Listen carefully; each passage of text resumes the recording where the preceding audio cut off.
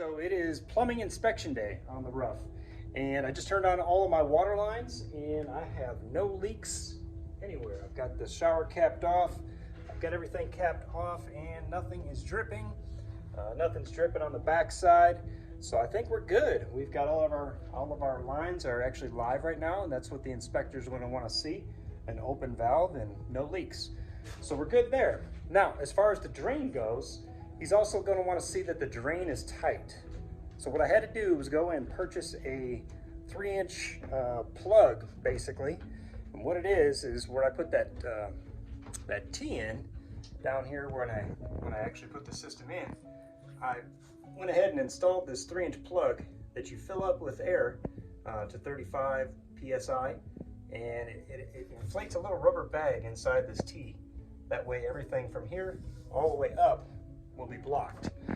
And what the inspector wants to see is he wants to see it full of water all the way up to the very end. So I've got no water up here right now. I was going to run a hose from outside, but what I'm going to do is just go ahead and take a bucket and start dumping it into my biggest drain line, which is my toilet. Fill it up so that when the inspector comes out here, he's going to see standing water, and he's going to see no leaks, hopefully, and he's going to give me a green pass. All right, I just dumped in my first bucket, and I heard all the 5 gallons of water go in, and I'm wondering just how far that got me, but as I'm seeing it right now, I'm not seeing any leaks. Looking back into the space, nothing seems to be dripping, so I'm going to take another bucket, fill it up, and see if we can't get 10 gallons worth of water in this drain system. All right, so it took about 8 gallons of water to fill up my drain system.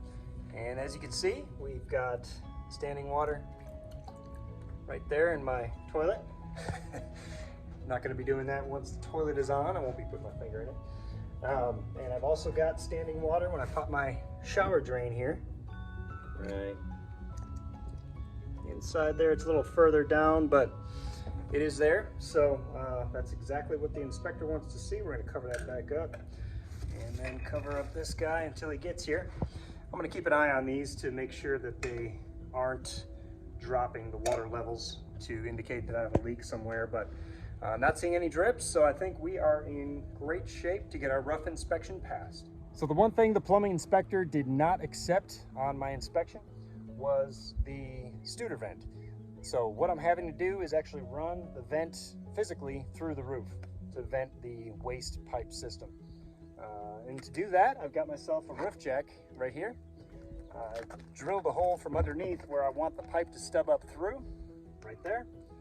And I'm going to start cutting what I need to get this thing underneath the shingles and center of that hole.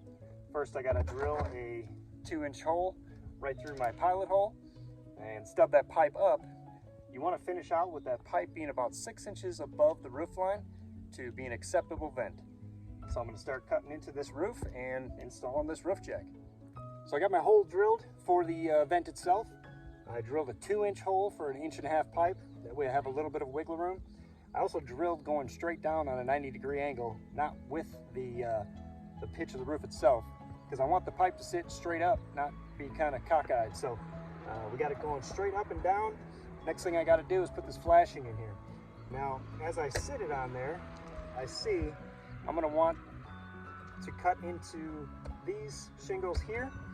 That way I can slide it once I get this arch cut out to match the top of this. I'll be able to slide this thing right inside there, stick my pipe up, and call it a day.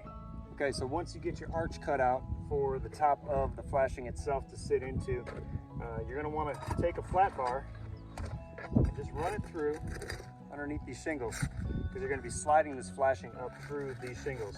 You want to make sure you're not going to hit any nails.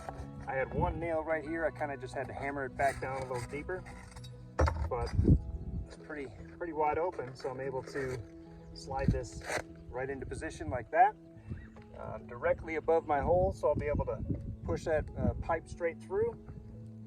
And knowing that, I'm going to take a couple of 2-inch roof nails. I'm going to hit those here on each one of the pre-marked spots. So I'm going to put 5 nails in this thing, And I'm gonna shove that pipe through. I'm gonna paint it black just so it's a little less noticeable, and I'll be done with it. So then inside the garage, I took this Studer vent straight off, cut it right off. I put a 45 there, and I took some angled pipe all the way up to another 45 that pops up through the roof of the garage to the new flashing. So back on the roof, that is what you end up with. Just a 6-inch pipe stubbed out, painted black, nice and clean, pretty straight. Straight enough that you can see from the road anyways. So I think we're good to go. I'm gonna put a little bit of silicone just on those nail heads and right around the pipe itself, just for a good measure. All right, so we got our approval. We got the green light for the plumbing. So what we're gonna do now is we're gonna take the air out of the bag that's holding the water in the drain line. And Mike's gonna do that right now, and we're gonna hear all the drain water from the upstairs come down this pipe. Go ahead, buddy. Keep it in there.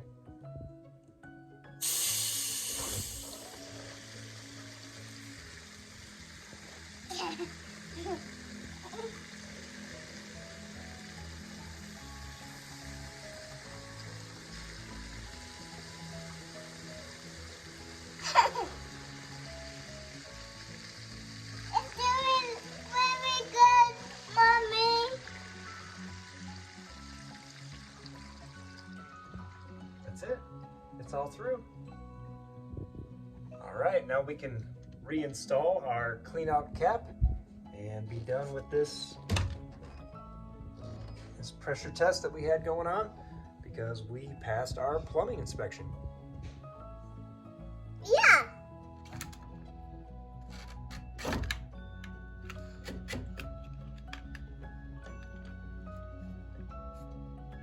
Twist some more. There you go. Now pull it up. Nice. You got it. That's a lot.